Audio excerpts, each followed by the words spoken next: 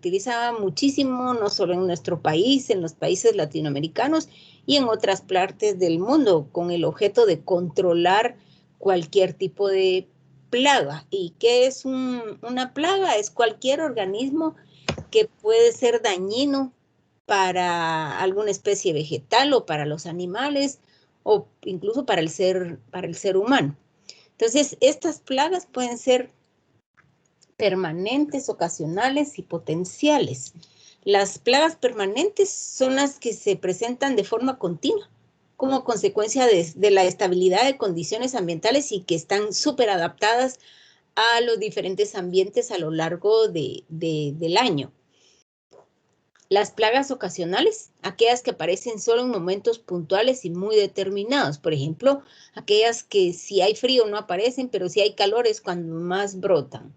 Y las plagas potenciales, aquellas que normalmente y de forma natural no ocasionan problemas, pero que pueden irrumpir de forma violenta si se producen modificaciones en su hábitat. Este puede ser el caso de las hormigas. Yo no sé si en las casas de ustedes hay hormigas, pero las hormigas están saliendo hasta de los conectores de luz de diferentes partes y si por casualidad dejan un poquito de comida en algún lugar, al rato ya ven que está totalmente llena de hormigas. E incluso de repente ustedes están comiendo algo, están en algún lugar y cuando sienten algo les va caminando y son hormigas. Entonces se dice que es la plaga silenciosa del futuro, porque en algún momento pueden incluso deshacer casas. Entonces estas son unas plagas potenciales. Con las hormigas recuerdo de una anécdota muy, muy interesante, de una señora que ella iba con un médico, con otro y con otro, y que le decía que a ella le salían animalitos de los poros y que eran una cantidad de animalitos y que ella en la mañana cuando despertaba, porque ella se mataba a esos animalitos y aparecían los animalitos muertos en la cama. Entonces un médico le revisaba muy bien, veía que no tenía nada, le decía que la iba a mandar con otro médico y así, varios médicos, hasta que un médico le dijo, bueno, entonces vamos a analizar a ver qué es eso. Usted puede juntar todos esos animalitos que le salen. Y ella juntó en un frasquito y lo que eran hormigas chiquititas, porque ustedes saben que especies o variedades de las hormigas hay muchas, entonces hay unas tan chiquititas y otras que son más grandes, las usuales que conocemos en los hormigueros, pero estas eran chiquitas, entonces es muy probable que la señorcita se pusiera a comer algo en su cama viendo televisión y se quedaban migas y entonces las hormigas se aprovechaban, ¿verdad? Pero entonces, claro, le caminaban por diferentes lugares y la picaban y entonces ella decía que eran una serie de animalitos que le salían de su piel, de diferentes partes del cuerpo. ¿Qué problemas pueden ocasionar? Una serie de enfermedades, pueden dañar directamente al ser humano, dañan a los animales, causan estragos a nivel de los cultivos. Entonces, ¿cómo se van a controlar a esos diferentes tipos de plagas? Entonces, para eso existe un plaguicida. Y según la FAO, dice que plaguicida es cualquier sustancia o mezcla de sustancias que están destinadas a prevenir, destruir o controlar cualquier plaga, incluyendo los vectores de enfermedades humanas o de animales, las especies no deseadas de plantas o animales que causan perjuicio o que interfieren de cualquier otra forma en la producción, elaboración, almacenamiento, transporte, comercialización de alimentos, productos agrícolas, madera y productos de madera o alimentos para animales, o que pueden administrarse a los animales para combatir insectos, arácnidos u otras plagas en o sobre sus cuerpos. Es una definición bastante amplia que abarca cualquier tipo de sustancia que se pueda utilizar para controlar, ahí sí que a cualquier plaga existente. lo interesante con estos plaguicidas es que además del principio activo propio que traen los plaguicidas, también hay sustancias como los aditivos y los vehículos, y muchas veces no se dice cuál es ese vehículo o cuál es el aditivo. El vehículo, que puede ser agua o derivados de petróleos, y en los aditivos, que son los que modifican las propiedades del líquido para que tengan una mejor absorción, para que tengan retención en el lugar en donde se va a utilizar y que se adhieran precisamente los plaguicidas para evitar que las plagas sigan afectando el cultivo o lo que sea. Entonces, estas sustancias muchas veces pueden tener efectos más graves que el plaguicida en sí. Por ejemplo, dentro de los aditivos o sustancias transportadoras está el tetracloruro de carbono y el cloroformo, que son potentes agentes tóxicos, hepáticos y del sistema nervioso central, y pueden emplearse como ingredientes sin que se mencione en las etiquetas.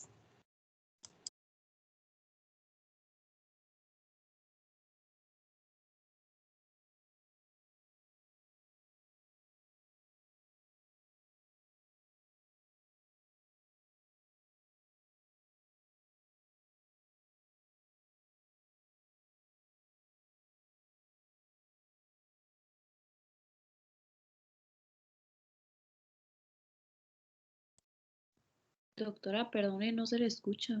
Sí, es que accidentalmente pasé a traer el micrófono y lo apagué. Ustedes disculpen. Bueno, la clasificación de los plaguicidas, esto se basa en el tipo de organismo que se desea controlar, en el grupo químico, que es el principio activo que tiene cada uno de los plaguicidas, y en la toxicidad aguda que producen. Entonces, de acuerdo al tipo de organismo que se desea controlar, se habla de insecticidas, y dentro de este grupo de los insecticidas está larvicida, que es para controlar larvas, formicida para hormigas, pulgicida para pulgas, piojicida para piojos, aficida para pulgones. Aparte está el acaricida para garrapatas, que es el garrapaticida, nematicida para nemátodos, molusquicida para moluscos, rodenticida para ratas, avicida para aves, bacteriostáticos y bactericidas para bacterias, fungicidas, que también hay fungistáticos para hongos, herbicidas para plantas indeseadas. Entonces, si se fijan, es una gama de sustancias que se utilizan dependiendo el tipo de plaga que en un momento se quiera controlar. Ahora, según el grupo químico al que pertenece, también hay una gama de estos: bipiridios, carbonatos, compuestos organoclorados y organofosforados, que son los que más se utilizan, compuestos organomercuriales, derivados del ácido fenoxiacético, derivados de cloronitrofenol, piretroides y piretrinas, tiocarbamatos, derivados cumarínicos, que por supuesto estos se han utilizado en diferentes, digamos, se han utilizado a nivel de cultivos, se han utilizado a nivel directamente en animales para controlar alguna plaga que estos puedan tener, y se han utilizado también directamente en el ser humano como tipo cremas para controlar, por ejemplo, la sarcoptiosis. Entonces eso entra directamente en contacto con el cuerpo de la persona, y siempre hay recomendaciones respecto a su uso. Según la toxicidad aguda que se produce, la OMS ha recomendado una clasificación según el grado de peligrosidad. Y esto es extremadamente peligroso, altamente peligroso, moderadamente peligroso, ligeramente peligroso. Y entonces un plaguicida es ubicado en la clase más estricta cuando el ingrediente activo puede producir un daño irreversible en órganos vitales, es altamente volátil, acumulativo y es significativamente alergénico para el ser humano. Entonces, si cumple con estos 4 aspectos, entonces se dice que es extremadamente peligroso el uso de este plaguicida. Los usos que estos plaguicidas tienen es a nivel de la agricultura, en actividades pecuarias, actividades domésticas y en salud pública. En la agricultura se utilizan para eliminar bacterias, virus, hongos, parásitos y diferentes animales que pueden en algún momento causar daño en los cultivos. El problema de uso de algunos de toxicidad elevada es que en cantidades trazas pueden causar daño a la salud. Y lo que pasa es que muchos de estos son absorbidos por los alimentos y entonces permanecen en ellos. Y nosotros no vamos a saber en un momento determinado qué tipo de alimento, principalmente si son frutas, que vamos, o todos aquellos que se utilizan para ensaladas, que en algún momento pueden estar cargados o con trazas de alguno de los plaguicidas. Estos son 12 de los alimentos que los plaguicidas organofosforados logran penetrar, incluso hasta las fibras internas, por lo que se recomienda comprarlos orgánicos en la medida de lo posible. Entonces, vemos aquí una gama de alimentos y que por supuesto nosotros estamos consumiendo varios de estos, las manzanas que son altamente consumidas y para las ensaladas, espinaca, o el apio, también consumimos tomates, frutas diferentes, o sea, y todos estos tienen la capacidad de captar más fuertemente los plaguicidas organofosforados y permanecen en ellos. Se han encontrado residuos de organofosforados y organoclorados en el café. Recuérdense que en el café existen una serie de plagas. Entonces, claro, constantemente para evitar el daño al cultivo se están utilizando una serie de productos y van a estar definitivamente en el producto que se obtiene, en este caso el café. También en el banano, en los huevos, porque las gallinas definitivamente consumen maíz que probablemente esté contaminado con este tipo de sustancias. Hay otros alimentos que retienen menor cantidad de pesticidas, por lo que es seguro comerlos siempre teniendo cuidado de lavarlos bien. En este caso tenemos aquí una gran cantidad, hay frutas, están los hongos sabemos que son excelentes biomonitores ambientales, eso quiere decir, en este caso, este tipo de hongos que son los champiñones están en cultivos controlados y en cultivos controlados no deberían utilizarse para nada ningún plaguicida. Hay otras formas de controlar las plagas que los pueden afectar. Ahora, no sería raro que los hongos que crecen en el ambiente, como anacates o el hongo de San Juan, que es Amanita cesárea, que son altamente consumidos, puedan tener este tipo de sustancias tóxicas, porque como les dije, son biomonitores ambientales y entonces al hacer un análisis de ellos se va a encontrar todos los contaminantes que puedan existir en ese lugar donde están creciendo. Pero en el caso de los champiñones no tendrían por qué tener ningún contaminante, salvo que a nivel de la planta estuviesen utilizando directamente alguno de estos plaguicidas, que no debería hacerse. En actividades pecuarias, aquí se utilizan para eliminar parásitos que puedan afectar su salud, principalmente cuando son garrapatas, que las garrapatas o si hay, si tienen miasis. ¿Saben qué es miasis? ¿Alguien sabe? Creo que es crecimiento de moscas en la piel de un animal. Bueno, no es crecimiento de moscas. Es infección por las larvas. Exactamente, es por las larvas, pero no solo se da en los animales, sino que también se da en el ser humano. se han dado casos de personas que son indigentes y que se acostumbran a pedir dinero, y máxime si tienen alguna lesión en una pierna o en alguna parte de su cuerpo, lo ponen expuesto para que la gente le dé más lástima y les dé más dinero. Entonces, a veces la gente se queda dormida y si tienen una úlcera, por ejemplo, las moscas se paran, dejan las larvas y comienza todo el proceso, porque en el ciclo de las moscas, para que se formen la mosca, necesita la larva consumir, estar en carne. Entonces empieza el proceso de miasis y se introducen en el tejido. Entonces esa es una miasis en el ser humano y que igual puede darse también en los animales.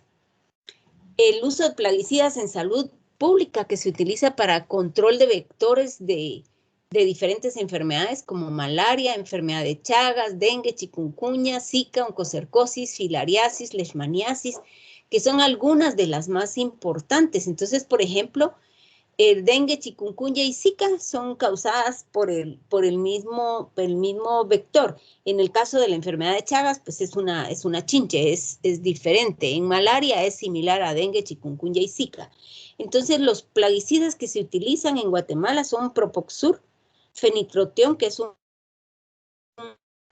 y deltametrina, que también es un organofosforado. Entonces, ya sabemos que esos muchas veces por parte de salud pública pasan fumigando en las casas, en lugares en donde hay agua reposada, que ese es el ambiente propicio para el desarrollo de los mosquitos, de los vectores.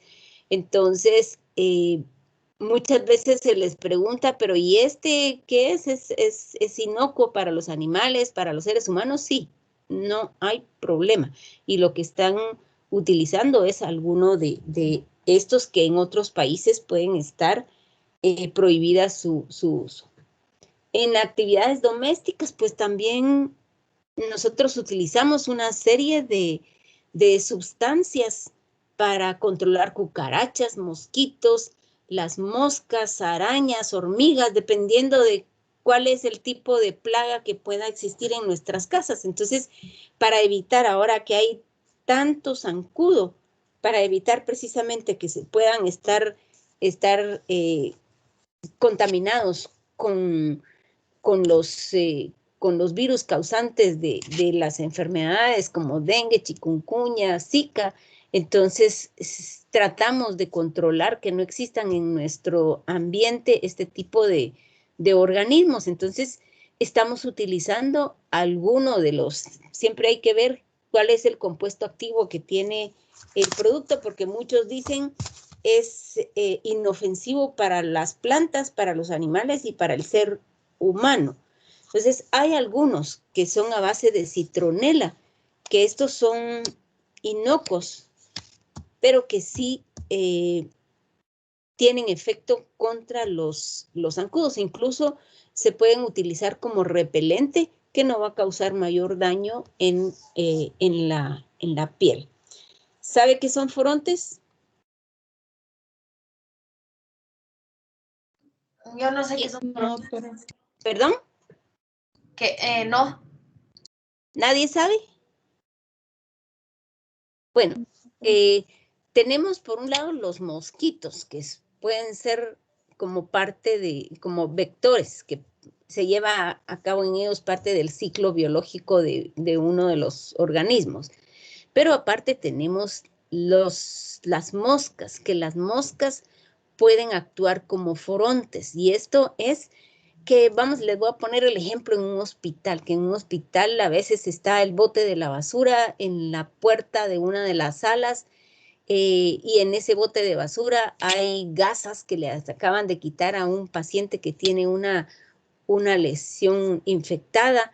Llega la mosca y se para en esa gasa que está llena de microorganismos, y luego vuela y se va a parar al alimento de uno de los pacientes que tiene su platito ahí con comida y se llega a parar. Esto pasa en los hospitales públicos, principalmente del interior y aquí en la capital también en algún momento. Entonces, estas moscas actúan como forontes porque no se lleva a cabo dentro de ellas el ciclo biológico de lo que lleven en las patas, sino que simplemente son unos vehículos que van a quedarse en sus patas una serie de microorganismos y que los trasladan de un lado a otro. O si alguien está comiendo un supán y viene esta mosca que se fue a parar a saber dónde y lleva en las patas cantidad de microorganismos y se llega a parar al pan que en algún momento estamos consumiendo.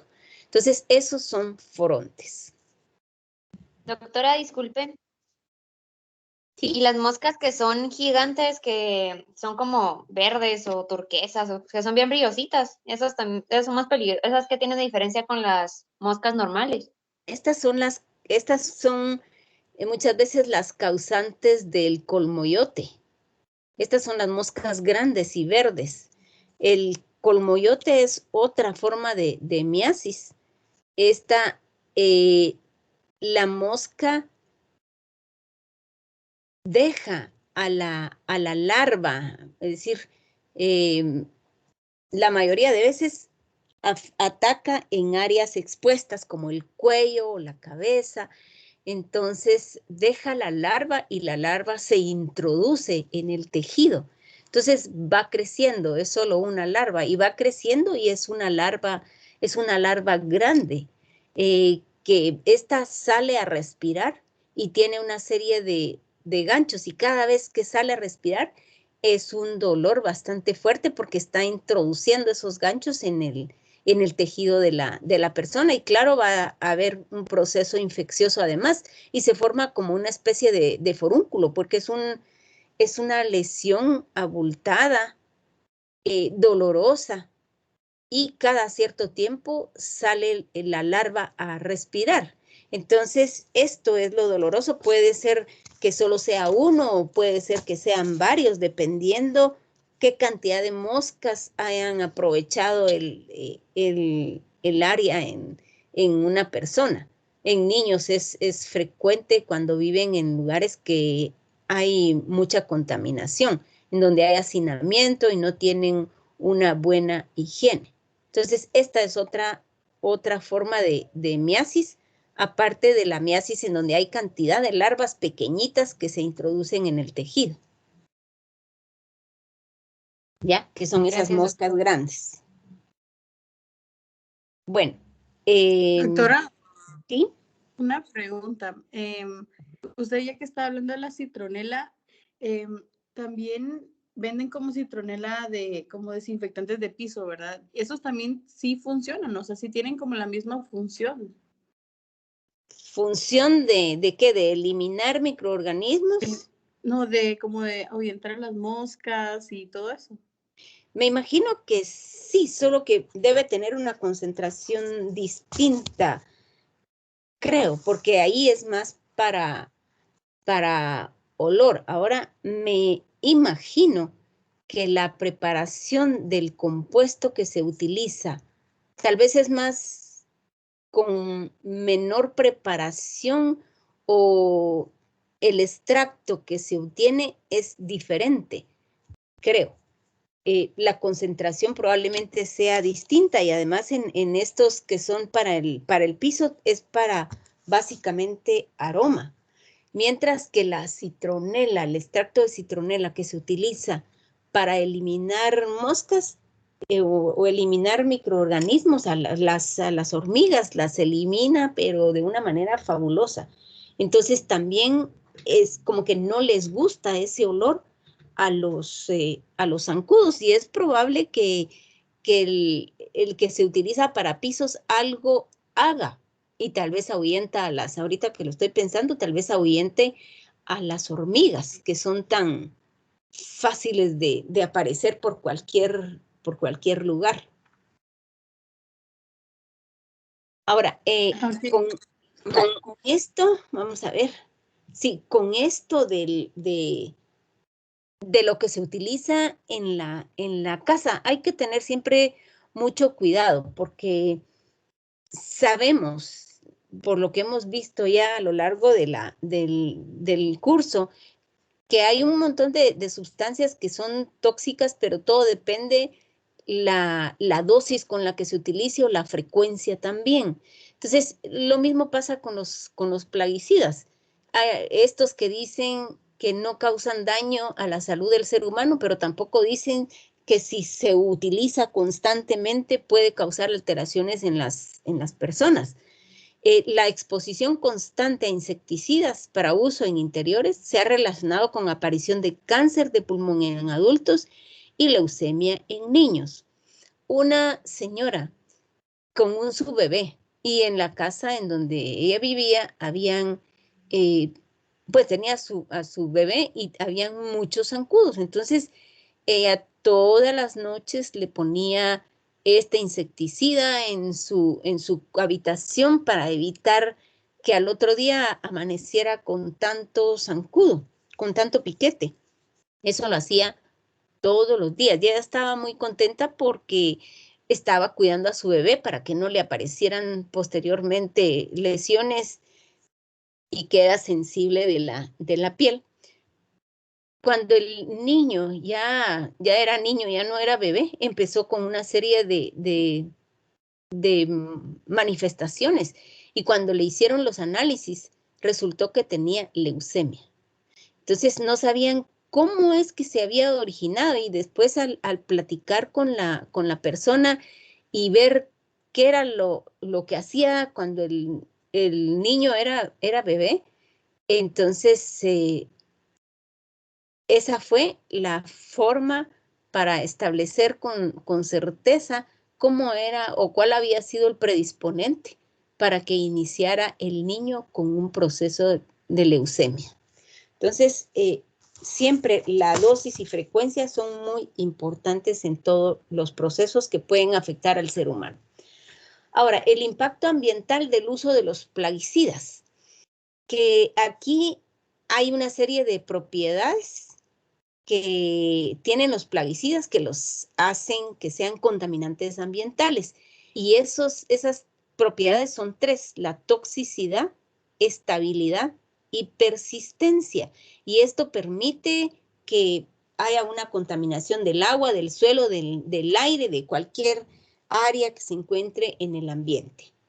Los factores que aumentan la contaminación ambiental es mezcla de plaguicidas, el aumento en la frecuencia de aplicación y aumento en la concentración. Y esto es interesante porque esto también ha pasado en el interior, y no creo que solo en el interior, sino que en el prospecto o en las indicaciones que trae uno de los plaguicidas, dice utilícese, por decirles algo, 5 mililitros diluidos en un galón para que pueda tener el efecto deseado. Entonces la persona dice, 5 mililitros no es nada, mejor yo le pongo unos 25 mililitros.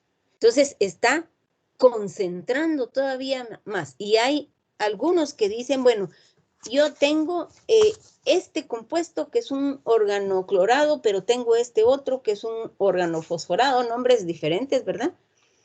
Y dice, bueno, si yo mezclo estos dos, la potencia va a ser todavía mejor y entonces voy a obtener mejores resultados.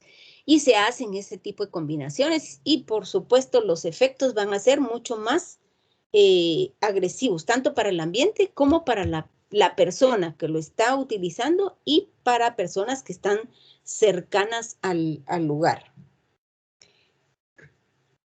Las alteraciones se pueden dar en la tierra como pérdida de fertilidad del suelo y muerte de la microbiota. Ustedes se recuerdan que cuando hablamos de todos los ciclos biogeoquímicos, los ciclos de nitrógeno, ciclo del carbono, en todo eso intervienen microorganismos, parte de la microbiota que está en el suelo. Entonces, si se mata esa microbiota, todos los procesos se ven alterados. En el agua, alteración de ecosistemas y muerte de la fauna. En los árboles, estos van a absorber sustancias desde las raíces y hojas, llevándolas a toda la planta y, por supuesto, los vamos a encontrar en el fruto. Y en los animales, al beber y comer plantas contaminadas, van a guardar estos contaminantes en su cuerpo. Y posteriormente de ahí se obtiene carne, grasa, leche, y los seres humanos entramos en contacto con todo esto. ¿Cuáles van a ser los riesgos y efectos? Todos estos factores van a influir en la tasa de morbilidad y mortalidad.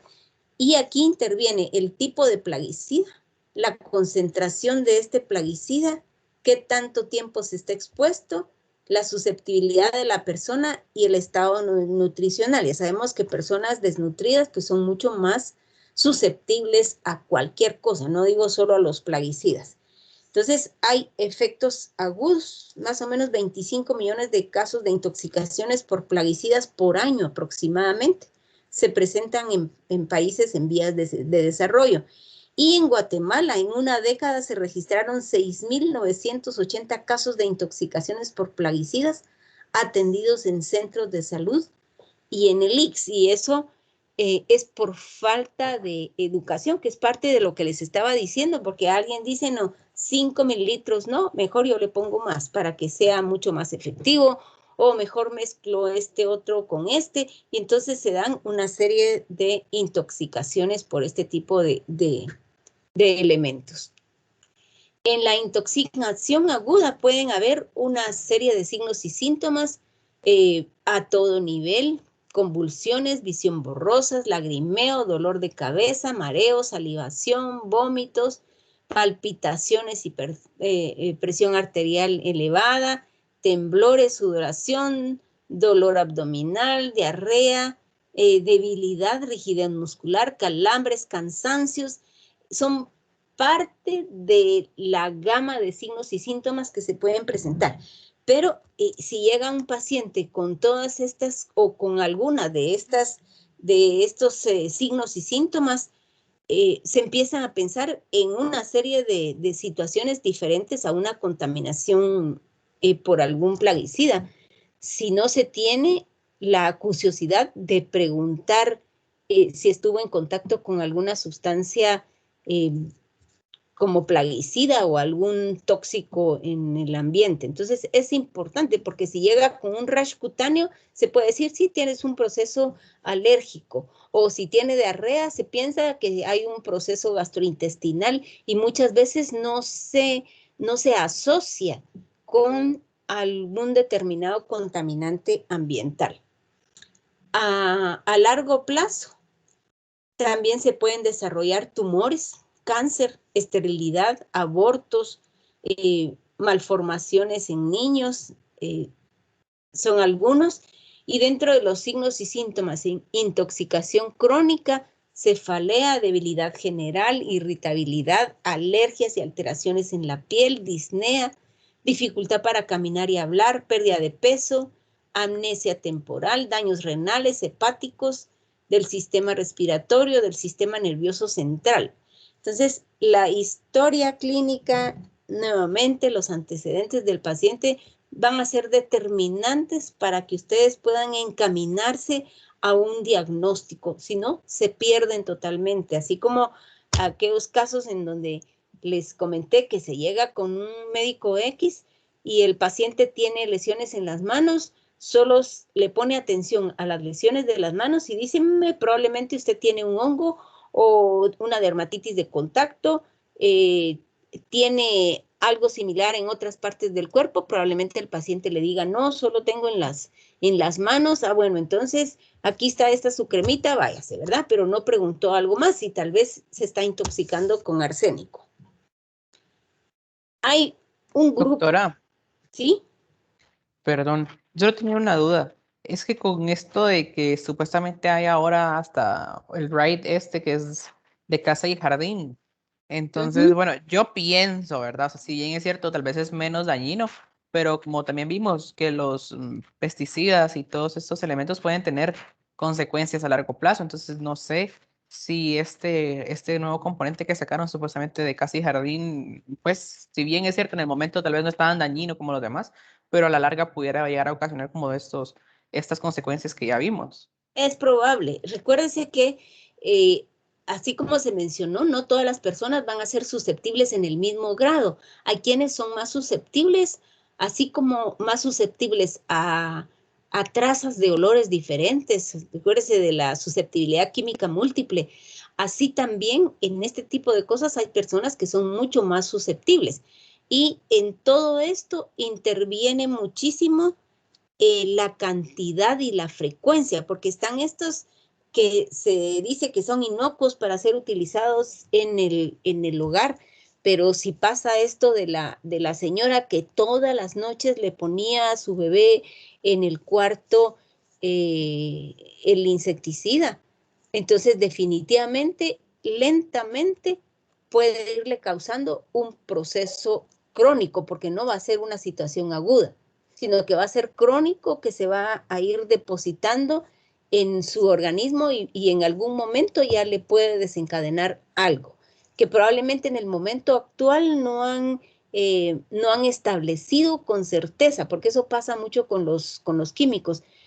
No se ha establecido que tenga efectos tóxicos, porque son efectos tóxicos que han visto, bueno, al enfrentarlos en un mes, 2 meses, tal vez se ha utilizado varios meses, pero hay personas que utilizan eso con muchísima más frecuencia. Entonces va a ser a largo plazo, así como dicen, lento pero seguro. ¿Ya? Entonces siempre todo con precaución, aun cuando diga ahí, no es dañino para ningún ser vivo. Perfecto, Ser doctora. vivo que no sea nocivo, ¿sí? Perdón, una pregunta más, es que en esto bueno, más que todo se dan en aldeas, ¿verdad? O en el área rural.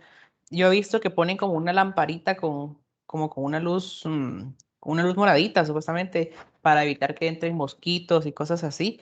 ¿Esto qué tan factible es o a la larga puede resultar dañino? Fíjese que esta es luz ultravioleta. Luz ultravioleta que atrae a como que los zancudos y las moscas y todos los insectos voladores tienen un tropismo especial por esta luz y los atrapa. Y estudios que han hecho se ha visto que no es dañino, porque algo importante, dependiendo las bandas de la luz ultravioleta, porque recuérdense que la luz ultravioleta se utiliza también para desinfección de áreas. Entonces, dependiendo la longitud de onda que tenga, así va a ser el daño que pueda causar, principalmente a nivel ocular o a nivel de piel de las personas. Entonces, cuando se está utilizando para decontaminar áreas, las personas no deben estar, esa luz se utiliza cuando no están las personas, pero en este caso, la longitud de onda de estas luces es suficiente para atraer a los insectos voladores, pero no para causar daño a las personas. Excelente, gracias, doctora. Bueno, entonces hay un grupo que se le ha llamado como la docena maldita o docena sucia, y es el nombre con los que se les conoce a 12 sustancias de gran volatilidad que son bioacumulables, persistentes y que son señaladas en el Convenio de Estocolmo como altamente tóxicas para los seres vivos por ser cancerígenas, teratogénicas, mutagénicas y tumorígenas. Entonces, el convenio de Estocolmo es sobre contaminantes orgánicos persistentes y este es un acuerdo internacional que regula el tratamiento de las sustancias tóxicas. En esencia, regula 12 productos químicos, incluyendo pesticidas, bifenilos, policlorados, dioxinas y furanos. Esto fue firmado el 22 de mayo del 2001 en Estocolmo y entró en vigencia el 17 de mayo del 2004. Actualmente hay 173 países que han ratificado el convenio y Guatemala es uno de ellos. Le traigo unas informaciones, porque ahorita no han salido mayor cosa de esto, todo está enfocado a coronavirus y otro tipo de procesos, pero a pesar de que Guatemala es está incluida en estos 173 países para la no contaminación con este tipo de productos, están noticias como esta. Gremiagro defiende uso de paraguat. El paraguat es altamente tóxico y ha sido prohibido en más de 40 países. Entonces, agricultura respalda herbicida perjudicial, que es el mismo paraguat. Entonces, a pesar de que existe un convenio especial, se siguen utilizando, igual también con los insecticidas que se utilizan para el control de vectores. Hay parte de ellos que están todavía siendo utilizados en Guatemala y que en otros lugares pues ya están descontinuados. Esta docena sucia abarca 9 pesticidas, 2 residuos indeseados de la actividad industrial y un producto industrial. Dentro de los pesticidas está el DDT. Este es un insecticida organoclorado altamente persistente. El DDT se ha utilizado, yo creo que todavía se utiliza en el área rural.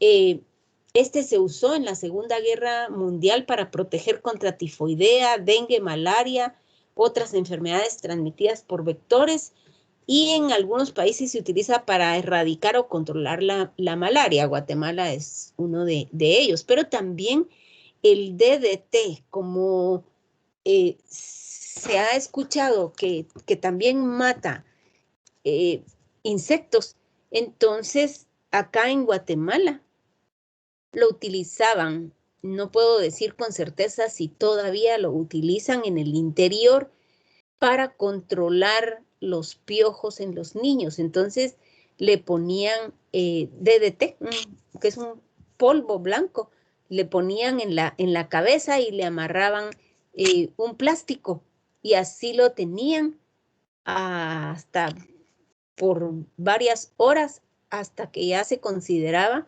que ya se habían muerto todos los piojos. Por supuesto que esto es altamente tóxico también para los niños y después resultaban con una serie de reacciones.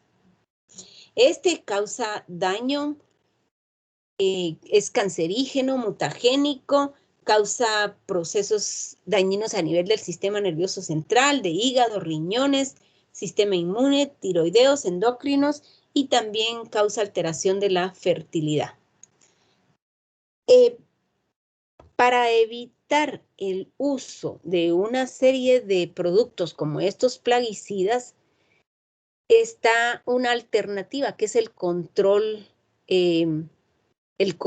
biológico, que es la utilización de organismos vivos o de sus productos para evitar o reducir las pérdidas o daños causados por organismos nocivos. Mira, este ejemplo de aquí, mejor conseguir un gato para controlar las ratas, que aquí no habría mayor problema, ¿verdad? Pero ahora los gatos resultan que salen corriendo frente ante los ratones. Se utilizan organismos y que son depredadores o patógenos de organismos diferentes, fitófagos o patógenos de las malezas. Las ventajas del control biológico es que tienen o nulo o escaso efecto dañino para otros organismos, incluyendo el hombre. El control biológico es permanente, es de bajo costo, evita plagas secundarias, no existen problemas de intoxicación y la resistencia es rara. Entonces, hay una serie de situaciones, pero uno de los factores que podemos decir que afecta enormemente el que se lleve a cabo el control biológico es la falta de educación.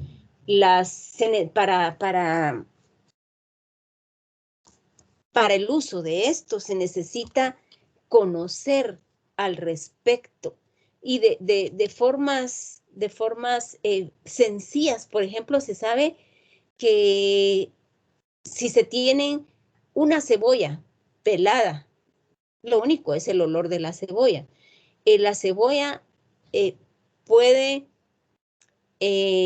causar que los zancudos, como que aparentemente no les gusta el olor de la cebolla, un componente de la cebolla, no los mata, pero los aleja. Entonces es una forma como que natural de eliminar de un ambiente a estos organismos voladores. También se ha utilizado el ajo. Ahora, se han utilizado bacterias y se han utilizado hongos también. Por supuesto que para decir que se va a utilizar una bacteria o un hongo para control biológico, se tienen que hacer una serie de pruebas para estar totalmente seguros que esa bacteria o que ese hongo que se va a utilizar no va a causar alteraciones en el resto de organismos vivos de ese ecosistema y que tampoco va a causar daño en los seres humanos. Entonces, algunos de los ejemplos, las parasitoides, que son los ensayos naturales más utilizados en programas de control biológico de plagas de insectos, son del orden Hymenoptera y en menor porcentaje son dípteros. Un ejemplo de esto es el gusano bellotero o el Lyotrix virescens, que es un insecto que consume el algodón. También ataca el tabaco, maíz, tomate, soya y leguminosas. Y este es atacado por Bacillus thuringiensis, que es una de las bacterias más utilizadas como control biológico. Y este causa una mortalidad del gusano bellotero. Entonces, Bacillus thuringiensis no solo se utiliza con el gusano bellotero, sino que tiene también una serie de usos diferentes. O, por ejemplo, los hongos, el Metarrhizium anisopleae o Beauveria bassiana, son dos hongos entomopatógenos que se han utilizado para el control de la mosca pinta que ataca la caña de azúcar y también para controlar la broca del café, Beauveria bassiana, que se ha utilizado para controlar la broca de café, y el Metarrhizium para controlar la mosca pinta que ataca la caña de azúcar. Entonces, se fijan ustedes que este es la broca del café, y aquí está cuando ya está invadido por el hongo, y este hongo no va a causar ningún daño en el café, sino que únicamente ataca especialmente a la broca del café. Nada más. Entonces no va a causar daño en ningún otro microorganismo. Les decía que para estar seguros de que es un microorganismo determinado no va a alterar parte del ecosistema existente, se hacen pruebas a nivel de laboratorio con los microorganismos que viven en ese lugar, con otro tipo de, no solo los microorganismos, sino que otro tipo de organismos e incluso con plantas. Entonces se hacen pruebas enfrentando el hongo a todos los seres vivos que pueden existir en el ambiente en donde se va a utilizar y se ve si causan algún daño. Después de estar totalmente seguros que no causan ningún daño, entonces ya se puede utilizar como control biológico. ¿Preguntas, dudas, comentarios? Doctora, yo sí tengo una pregunta. A ver. Es que no entendí muy bien la función de los hongos entomopatógenos. Lo investigué y decía que producen patogénesis letal, pero no entendí muy bien. Es por el grupo de hongos a los que, digamos, de acuerdo a la clasificación, que son hongos, les dicen entomopatógenos, porque también dentro del grupo de estos hongos hay algunos que causan patología en el ser humano y en los animales. Entonces, por eso están en el grupo de los entomopatógenos. Cuando hablamos de entomopatógenos, por ejemplo, está Entomophthora coronata, que causa daño en los caballos les causan una serie de ulceraciones en las patas y lo tienen que sacrificar porque no es recuperable el daño que tienen en las patas. En este caso, gracias doctora, en este caso, pero solo vimos como hongos, pero utilizados para el control de a nivel biológico, no en este caso, o sea, cómo perjudican a nivel ser humano. Sí, estos Ah, no causan perfecto. ningún daño en el ser humano, Ah, ok. Ah, ok, ¿ya? esa era mi duda. Estos Sí, no sí, causan. gracias. Otros grupos de hongos, por eso les digo que pertenecen a ese grupo de hongos entomopatógenos, pero en este caso, para organismos determinados. Van a causar patogenicidad en estos, o sea, los van a dañar a la broca del café, al gusano bellotero, a la mosca pinta, pero no al ser humano, ni a los animales, ni a los animales grandes. ¿Me expliqué? Perfecto. Sí, sí, muchas gracias, doctora. Va. ¿Alguna otra duda, Doctora, algún comentario, algo que hayan escuchado, leído? Yo ¿Sí? tengo una duda, doctora. A Usted ver. mencionaba que el ajo también se podría usar como control biológico, ¿verdad? Sí. Pero en ese caso, ¿como en qué lo podríamos utilizar, digamos? Mire, Como fungicida y todo eso. fíjese que al ajo lo han utilizado para controlar. ¿Han visto ustedes que algunos rosales? Permítanme un momentito, permítame un instante.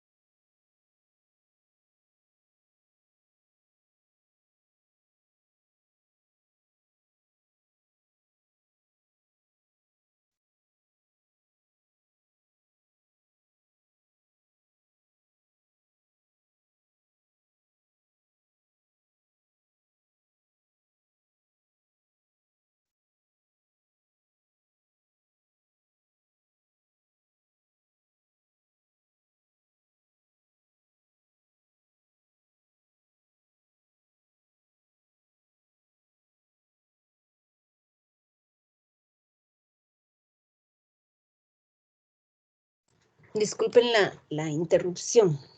Alguien me hacía una pregunta. Disculpen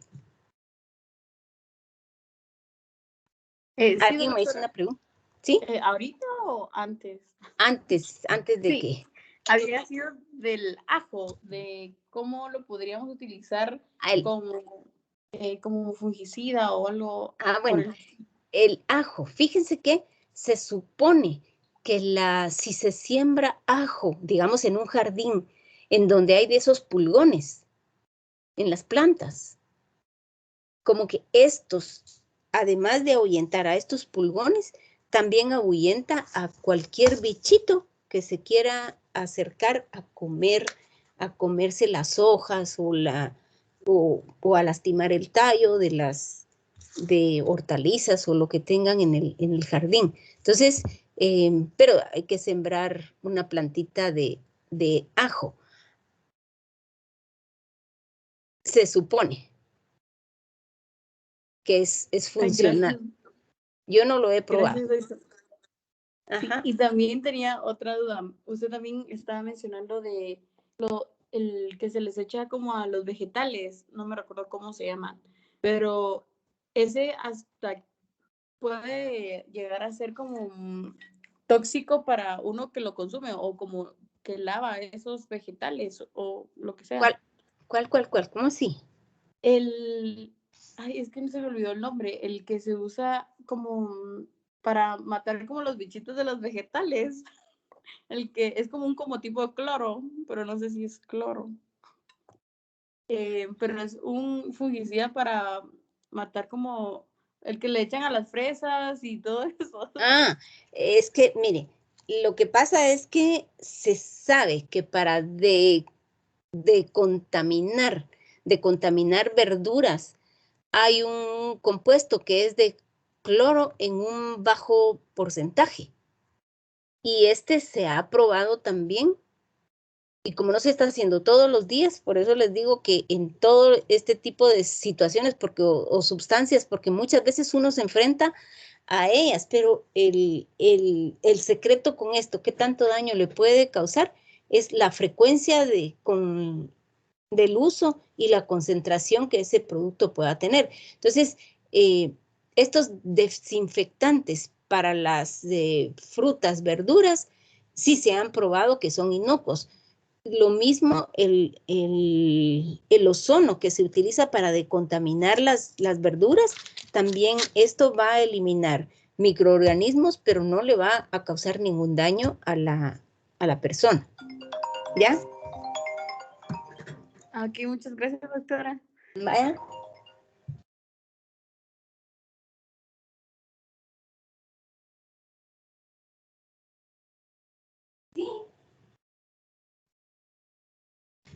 No le entró.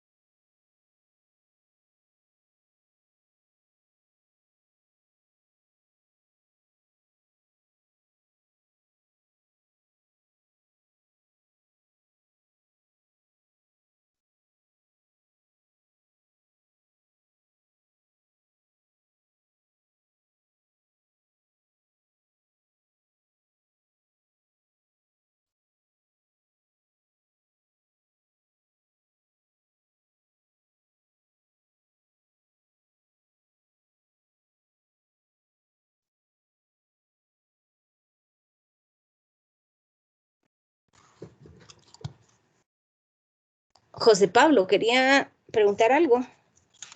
Sí, bueno, no preguntar, doctora, solo como un aporte. Un amigo agrónomo precisamente una vez me comentaba esto pues que ahorita que Karen mencionó esto del ajo. Ellos como, él trabaja en el ministerio, en el Ministerio de Agronomía. Entonces, ellos como trabajan con la gente así pues, de escasos recursos, ¿verdad? A modo de hacer actividades con ellos.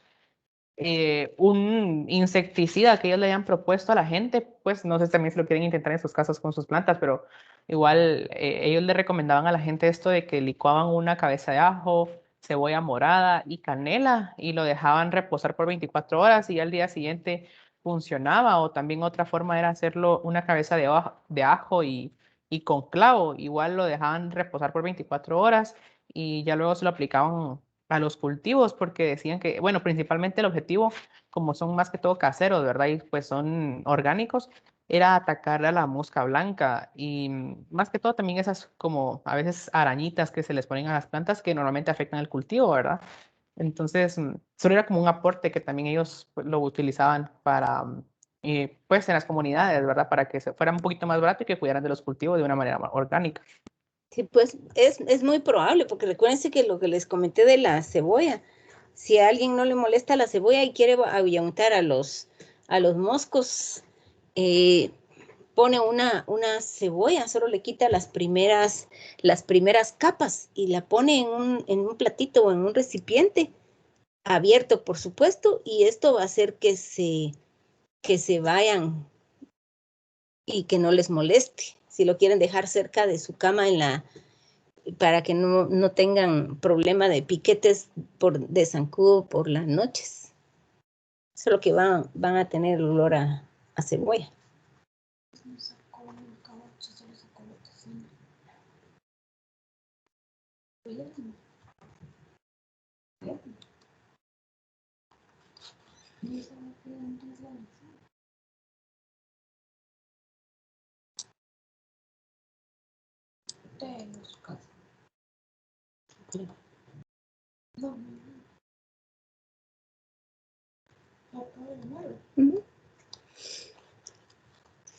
Bueno, ¿alguna otra pregunta, duda, comentario?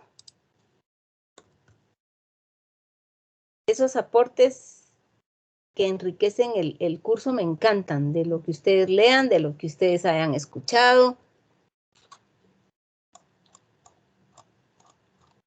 Bueno, de todos modos vamos a preguntar. A ver, Lisa Fernanda.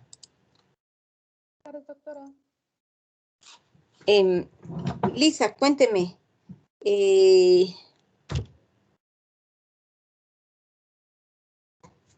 podríamos decir que es un plaguicida? ¿Qué se recuerda que es un plaguicida? Bueno, esto es como una sustancia tal vez que destruye plagas, normalmente para proteger las plantas, pero no, eso. Bueno, eso es un compuesto que Es como que son sustancias, es una sustancia química, obviamente. Es para, pues, se usa para controlar, también para como que destruir las plagas, para prevenirlas. Normalmente esto también se usa como en lugares agrícolas, que es para evitar que se echen a perder los cultivos. Bueno, normalmente son fabricadas por el hombre, eso también me recuerdo, porque son sintéticos. Sí, perfectamente. Muy bien. Perfecto. Muchas gracias. Bueno, cuénteme, Marlene Giselle. Sí, doctora. Cuénteme. Se dijo ya de los plaguicidas, que son los que sirven para controlar plagas. Y se sabe que plaga va a ser cualquier organismo que va a ser dañino para tanto para animales, para cultivos, para el ser humano. ¿Cómo se clasifican las plagas? Las plagas en permanentes, si no estoy mal, que son las que se presentan en forma continua. También las ocasionales, que aparecen en momentos así determinados, y las potenciales, que estas son de forma natural, creo. Perfecto, muy bien. Muy bien. Bueno.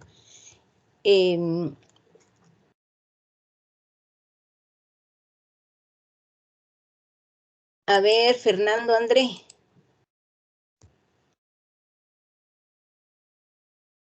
Sí, doctora.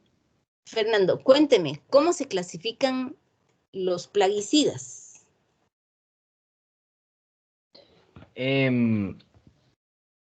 Puede ser como peligroso, Pues ligeramente peligroso, moderadamente peligroso, altamente peligroso y extremadamente peligroso. No, no, ese es por el daño que pueden causar. Ay, Pero, ¿cómo se clasifican los plaguicidas? Esa definitivamente va a ser pregunta de examen. ¿Quién le ayuda? Se clasifican por el tipo de organismo que se desea controlar, el grupo Ajá, químico y la sí, toxicidad aguda que produce. muy bien, excelente. ¿Quién contestó? ¿Quién contestó que no vi? Bautista. ¿Quién? Luisa Bautista. Ah, va. Gracias. Muy bien. A ver, dígame, Arturo José. Sí, doctora. A ver, dígame, de acuerdo al tipo de organismo que se quiere controlar, ¿cómo pueden ser?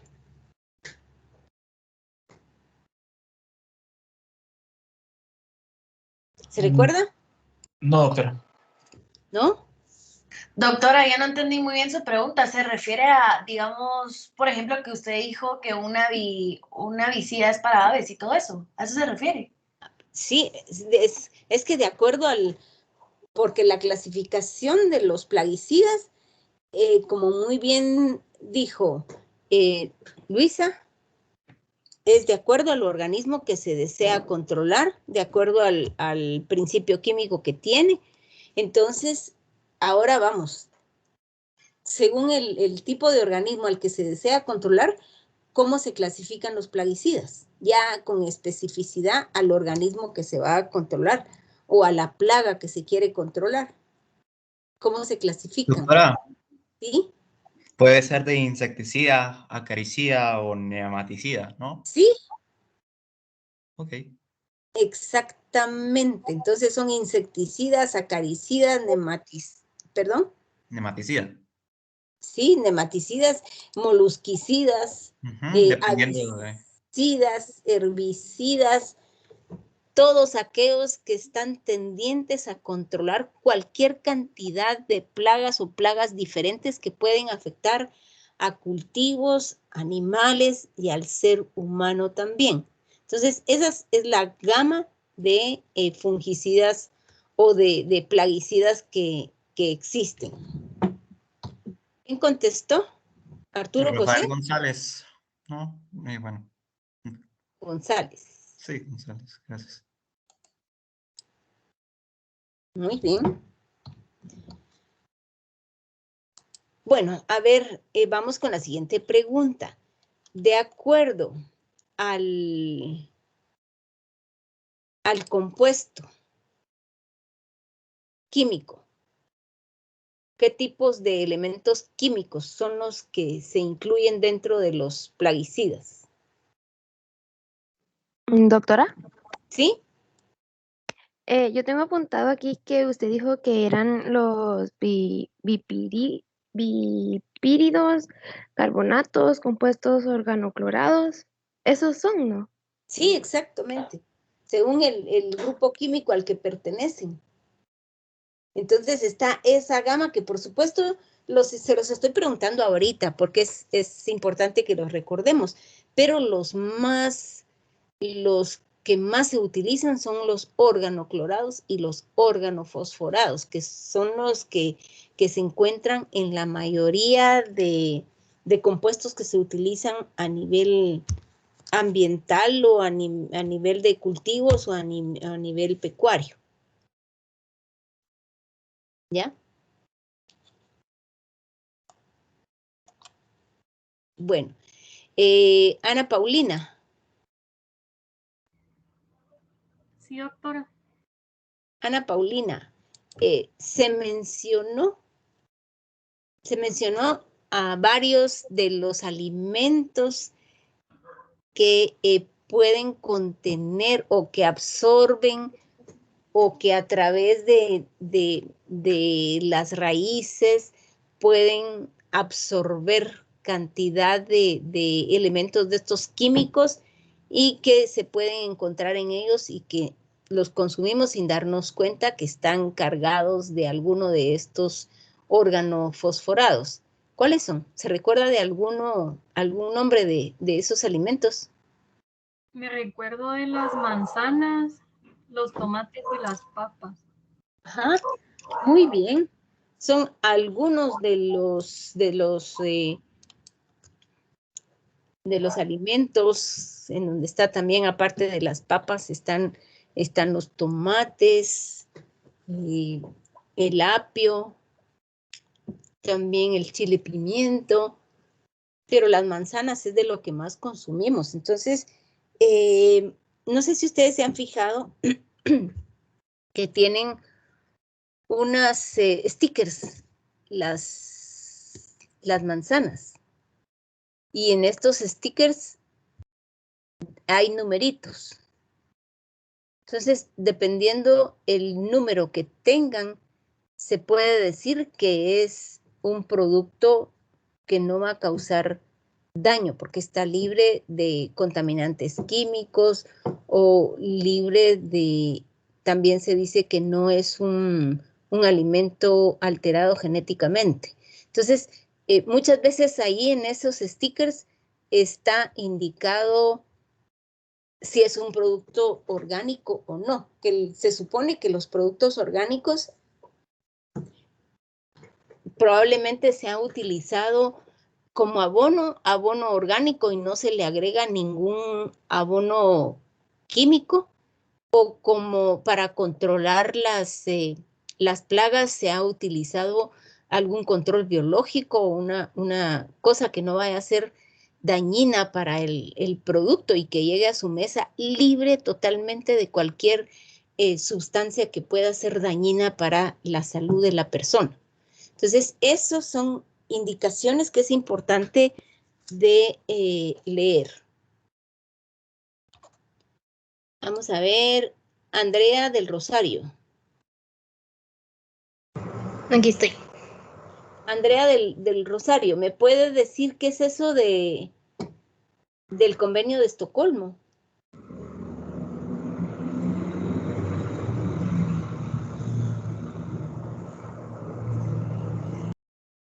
¿Se recuerda? ¿Me escucha? Ahorita sí.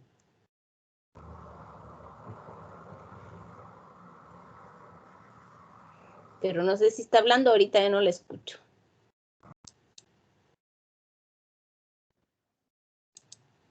Doctora. De regular las sustancias tóxicas, regulación. Ajá. ¿Sí? Solo eso, perdón. Ah, bueno. Yanaín, ¿usted quiere decir algo? Sí, que eran 12 sustancias que tenían gran volatilidad, eran bioacumulables y persistentes. Ajá, muy bien. Tóxicas para el ser humano. Exactamente, son compuestos, son los llamados los 12 productos o la docena sucia o docena maldita que le llamaron así porque son altamente contaminantes ambientales, persistentes, bioacumulables, o sea, tienen todos las características de causar un daño bastante grande en el ser humano. Muy bien. Se habló también de ciertos efectos que es en donde se toma en cuenta cuáles son los riesgos y efectos directamente para la salud, en donde se dan una serie de efectos agudos. Estos efectos agudos que se pueden presentar en la persona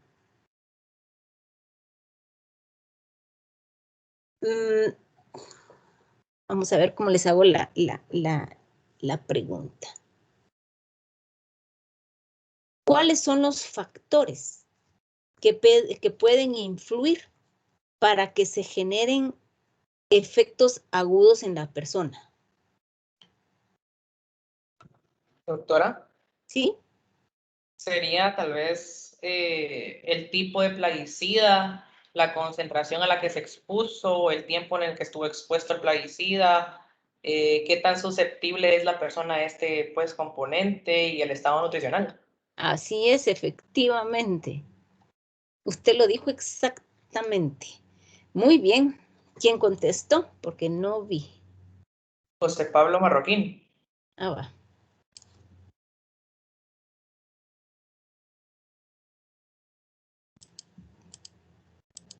Muy bien.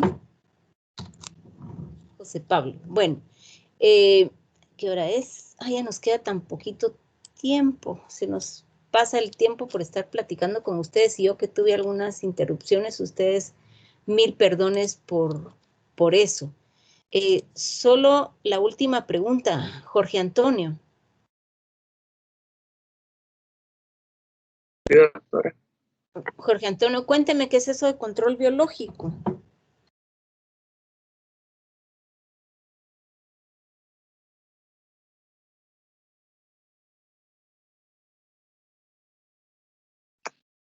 Pero estoy aprendiendo la cámara en lugar del micrófono. Es el control que se da. Bueno, yo creo que se traba en esa parte, pero mi lógica diría que es el control que se da a las sustancias o el manejo que se le da a la composición de productos. ¿Cómo así?